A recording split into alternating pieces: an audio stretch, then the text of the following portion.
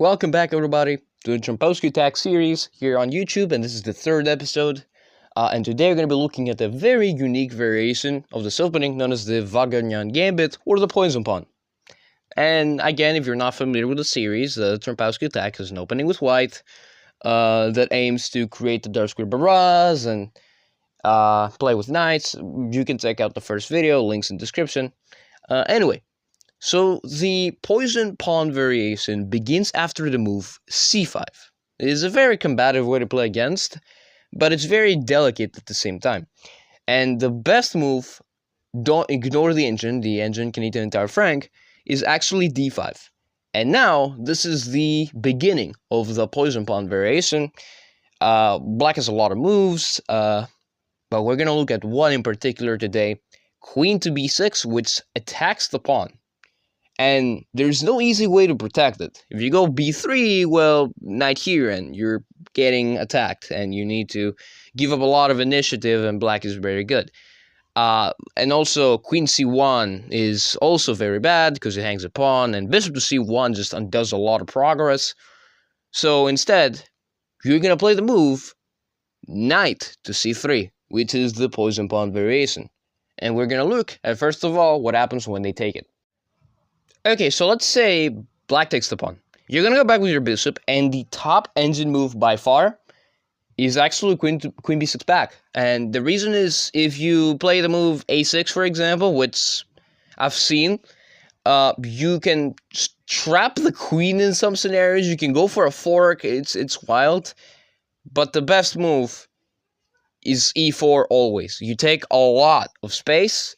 And let's say that black, I don't know, fights back with d6, which takes a little bit of center control, which is actually the best move.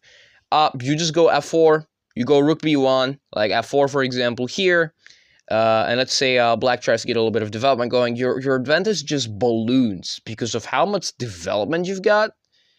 Like knight f3 here, and let's say you now bring the queen back. There is now a pawn break, e5, which if you take, white is completely dominating you with two center pawns. And after, try to attack, you just defend with the queen. And after e6 tries to fight for a little bit more space, you kick the knight out, and the knight goes back. And you can you can chase the knight, you can close off the position, but that gives you a lot of advantage. You can just go here. The knight has no moves, it has to go back. They take your pawn, you take back, your position is rock solid, they go here, you can even sacrifice your knight. They take you, you go back, and you attack this pawn. There's just one way to defend it, and after that, you just develop, and you are chilling. And now the queen has to move again, and now you attack the pawn again, or you can immediately capitalize to take it. Let me also turn on engine lines, because... Sorry, the phone went a little bit of an update, and I think it turned off engine lines. And after knight to g5, well, there's just too many threats. And after you exchange the queens, and you attack the bishop, you just move aside, and the pawn's still hanging.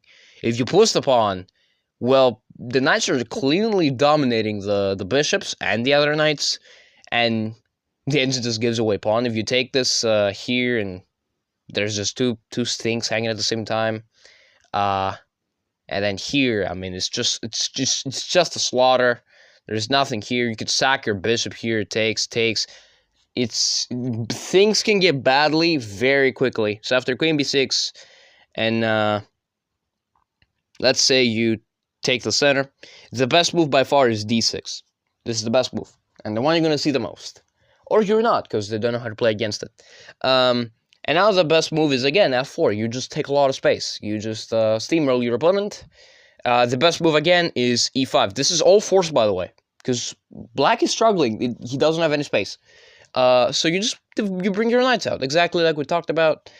If they pin your knight, you just take this pawn, split the pawns apart, kick the bishop out. Bishop moves back, you take the pawn. If you take the pawn now, there might be chances with counterplay, so you need to be a little bit patient and defend your pawn like this. If they defend the pawn now, you castle, and you still play with the compensation that your development and spatial advantage is solid. Normally, if it was only material, black would be -1 here, but it's plus 1.2 because you have so much good development. If black castles, well, you can already start kicking out the queen, rerouting your knights to attack. It's very bad. It's a very delicate position here to handle with black. You can bring your pieces so fast here with white. It's a joke. It's just a joke. I mean, if you try to develop here with black, a3 suppress all the moves. Knight here just attacks you, but a3 is just kill shot. I mean, black is out of moves. You just can't move. If you try to bring a knight out, you sacrifice. In this case, you sacrifice because you bring another piece. Because of the way black has played this, of the way that black has completely nullified their development and all their central space. It's so bad, and you're gonna have to give up material back eventually. It's so bad. That's pretty much the accepted. Now there are also like other things I've seen. Like after this move, I've seen the move d6 immediately. You win time with the queen, and then you go e4, or you even try to fork like that. You just win. You can fork pieces, still win. It's just a bad. You should never accept this gambit. Fun fact: you should just never even step on this opening. But with white, you need to know this gambit because you're gonna win. All right, you're gonna win. Let's say you play some other move like let's say g6. Try to develop. Again, rook to b1. The constant threat of rook b1 and the fork is just 2 months, and you actually need to play the move queen to b6. And again, a4. And if you try to play a move like after d6, a4, and you try to go for like counterplay with like pinning, again, there's like bishop pins. You go here, you help white develop. It's really awful. And after knight here, you castle, and again, white has just superior development, superior central space. e5 right now is not the greatest because of rook b1, and after this, you just bring all your piece to the party. And if you ask me who would you want to play here in this position, I'd take white because the development is just too much. The activity is too much. The space is too much. Like, there's just... black is going to lose if they're not careful. So yeah, there's just only 2 things you need to worry about. Queen to b6, which is, well, the main thing you need to know. d6, f4, e5, knight f3. And let's say knight d7, there's takes, and here, and you just dominate your opponent. And in case, though... oh, sorry about that. Let's go back to the main line. I'm sorry. Let's go... in case, well, after this move, you take, and they take here, you do this. Actually, they can kick you out. But if they kick you out, you just go back. So there's 2 ways you can play this. You can just put the bishop immediately to the square. You can cause a6 as a weakness. And then apparently the top edge moves to just go back. And it's not looking good if the top edge moves to start going backwards. And especially if the top edge move for your opponent is actually to continue going forwards and developing pieces. This is really bad. And now once black starts developing, you start bringing your piece to the king side. You start planting your knights in good positions, and you need to do this. You bring your queen here or here, but actually here might walk into a pin, so you need to be a little careful. You can also walk here if you want, but then if you get forked, however, there's a check you can get out of this. And after this, you just go here, and black is struggling. Black's only move is f5, and after you just chop the forest. They can't take back because the king opens up, so you need to go here, and position is going to fall apart really fast here for black. So that's a general insight of what to do when they accept your gambit. You're going to see this a lot, especially at the beginner level, because if you see this variation at the beginner level, that's kind of a little weird. But this variation is so delicate for black and so easy for white. I mean, it's a joke how easy this opening is to play. Like here, a4. I mean, you can easily follow this. Let's say you bring out a piece here as black. There's scenarios where you can just give a check like this, and take here. And if they take you, thinking that they've won a piece, there's this move, and things are working really awful. You can sack another pawn. You take this. You go rook b1, pinning this, winning this. Here a4. It's awful. It's really awful here for black. There's not much. If you want to take this pawn, you take like this. Well, you just take here. You can castle, I reckon. You can go here, attack the weaknesses. It's awful. It's really awful. And if you try to defend this pawn, rook b1 is a constant threat because it's gonna win you a piece with a4. It's really awful. It's really awful here to play with black. So that's the insight I want to do against the accepted variation. You're gonna see queen b6 the most, as long with a6. I just saw a6 today. And again, I followed the same game plan with d6 and f4 and knight here, and this is probably the only move you got. Rook b1 also is an idea with knight f3 ideas. Like, you can play this so easily. You can steamroll your opponents. So yeah, that's accepted variation. Let's take a look at the declined. So let's say our opponent doesn't actually take our b pawn. Let's say they don't do that. Let's say they don't take this because they know what's going to happen, and they play a move like d6, which takes a little bit of central space. You're going to keep giving this pawn away. You're going to giving up the pawn. If they refuse to take it, you build up your massive center. I mean, in this case, you need to play rook b1, defend your pawn, and also you can have ideas like a3, b4 in the future. And you go g6 here, try to fianchetto, f4. f4 is always on the cards, knight f3, and it's basically as if you got the same development, like here, like this. And in this case, there's this move, and here you go backwards, just defend against everything, and here, this move, you just go back. It's basically if you got the same, that was a horrible voice crack. It's basically if you got the same position without giving up a pawn. It's awful and also not as awful. An a6 here, and you can go a4, just suffocate black. It's insane. Black has apparently just got to start making these moves, like going backwards. That's bad, especially this early on the game. Because if after this move, let's say black tries to go for a pawn break, they lose a queen. Let's say they go for this check, you just move away, and there's nothing. If they try to go here, try to go for e6, you just solidify your everything. G5 is bananas. If takes, well, there's apparently lines where you just take and start attacking your opponent. That's a little ridiculous, but if that happens, bishop g3, and this would be just fine here, and kicking out the bishop. Giving a pawn, by the way, to get, again, the same development. Taking this bishop is not actually this bad. You can consider this, and this pawn will just fall. You can give away this pawn to get that pawn, and what black will end up with at the end of the day is tripled pawns, triple isolated pawns. And after h4, and they take this here, for example, I don't know if you can defend this position. You are going to get your pawn back. You're probably going to get a second pawn. It's awful. It's really awful. After this, you take this pawn, and 2 pawns are hanging. You're just completely winning. You take those 2. You trade queens here. You win another pawn, probably in a few moves. It can get really ugly really fast. So after f4, if they ever take your pawn here, in this case, where f4 blocks you from going backwards, you need to go here. So actually, you need to be a little patient with f4. You need to go rook b1, so that way they cannot take your pawn. If after e4, however, now they take your pawn, you can go back. It's the same thing. It's the same thing as accepted. They go back, you attack them, or you go f4. It's the same thing. So it's pretty much double-edged if they go for the poison pawn variation, declined or accepted. So c5 will not be as commonly seen in your games.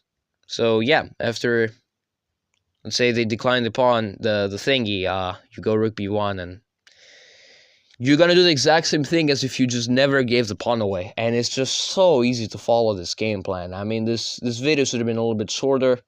But actually, I just had to give you all the little hints here and there on what to do.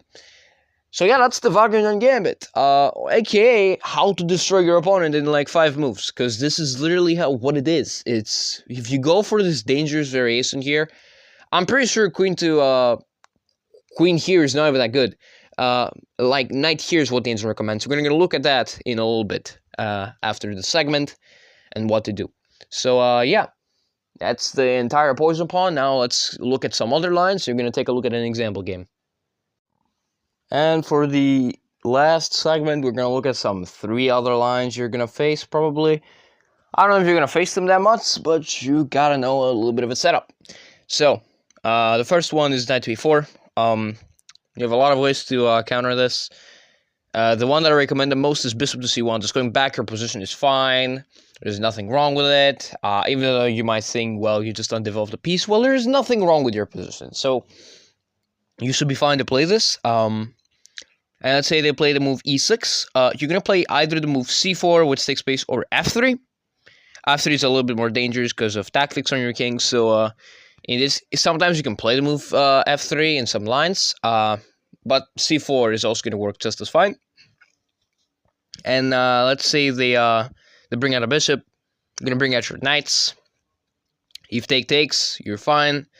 Castles, knight here, takes, or queen takes if you want, so you defend the pawn and go e4 in the future.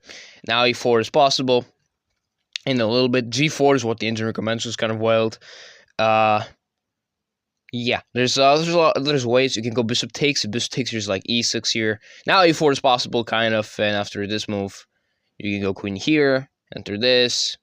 You can develop here, or you just have to be afraid of this move here. But you should be just fine if you just develop on the square. And let's say you bring a knight out, you castle. I mean, it's just a standard looking position. There's nothing wrong with it. Pretty equal game. Black will start getting their pieces out soon, and you should have a good time. That's knight to e4. Now another move is g6. If you see g6, you've got a lot of options. You got the move c4, but this falls to this move, so you need to be a little careful. You also got the move knight to c3. To the entree die, knight c3 is just not that good because you block a c pawn in a d4 opening, right? Well, in this case, actually, it's pretty good for white to do this because e4 you take the center. If d6, you could just go bishop to f4 or some other move. If you go f4 here, you're fine. You can go here, knight to f3, and you've got some really good development. If g6, you go back, and castles, and bishop out, queen out. Position is in the balance. Position's in the balance. White has a lot more space. Black has more pawns to, counter that center. But it's a pretty equal game, I have to say. And the last one is d6, and after d6, knight to c3 you play. And let's say the move e6 happens to undermine everything. You go e4, so you're not going to see that move. Knight bd7 is another move. You can go e4 here, just take some space. a6 is to prevent knight jumps to happen, and you can also play moves like a4. And if you play f4 here, there might be some queen b6 stuff, so you need to be a little careful. So you can play move bishop b2, keep f4 on the cards. If b5, I think now you can play a4. F4 and A3. There's a lot of approaches. Another move you can try is wait a minute. Another move you can try is also F3, which solidifies your light squares. But you can make the argument that those squares are bad. No, you're fine. And after a move like, let's say, E5, you just bring your knight out like this. And after this, you just go back. And your position is fine. If this is trying to thread take your knight, you go away. And yeah, so in all 3 positions there is balance. There's not really much I can tell you about. There's no specific setup to follow. It's a balanced position that requires thinking. Now, the question how much you're going to be seeing those lines depends on your level. But you're probably going to be seeing queen b6 the most because it's a natural me c pawn, me take pawn. So yeah, that's some bonus lines you can go ahead and look up. That's the Wagnerian Gambit, both accepted and declined. And now we're going to look at one example game that I played. And yeah, we're going to close the video. So this is a Lichess rated game against the 2000, technically 1800, because that's, well, Lichess is a little bit inflated. Accepted Poison Pawn variation, or Vaganyan Gambit, any way you like to pronounce it. Sorry, I'm eating a little bit of grapes here. Hope you don't mind while we go through this game together. We have a6 and d6 and bishop g4. This has all been on the video. Bishop 2 takes. Our development is just superior to this guy's. We take the pawn, and I had to play the move castles, but I played rook to b3 back attacking the queen, and then castles. And our superior development is prevalent. Knights are really good. A quick entrance to the king side and stuff like that. So I started bringing pieces to the king side. In this position, I had to move e5, which is gambiting a pawn for this, and I don't know what this does. So yeah, engine is weird sometimes. I start bringing pieces to the king side, and I support my pawn, and now we go for the e5 push. We support here, and we take. First of all, we attack the queen, discover the attack. Then we take the pawn, and then we take the knight. And life is good. We're up a pawn. The problem is I drew this game, and I don't want you to focus too much on the endgame. More like the opening of what has come from it. Very good position. And after here, I'm trying to defend the pawn, and a couple moves later, we get in. A lot of red arrows. I mean, you just go like this, you just get in. After this, low time starts to kick in. I was 2 minutes versus 6, so not because I didn't know what to do. It was some stuff I had to think a little bit. So it was 2 minutes versus 6. It was playing extremely fast. Now I think it's like 1.5 to 3. I still have a time disadvantage, so I try to make quick moves, and eventually I accidentally render my game a draw because I have extremely low time. And I do end up giving pawns, and this was a little still completely winning, but it's back to a draw. Especially after this here, and rest is history. And we agreed to a draw. I had 50 seconds, he had 2 minutes. Yeah. But back to the opening, it was completely winning. Even for 2000 on Lichess, you still see the queen b6. And the accepted, might I add. So it would not be weird for someone like 1500 to see the same thing. So yeah, the opening was an extreme success, I gotta say. So I think that's all.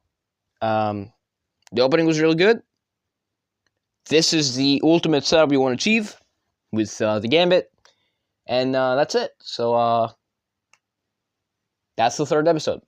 I'll see you guys next time.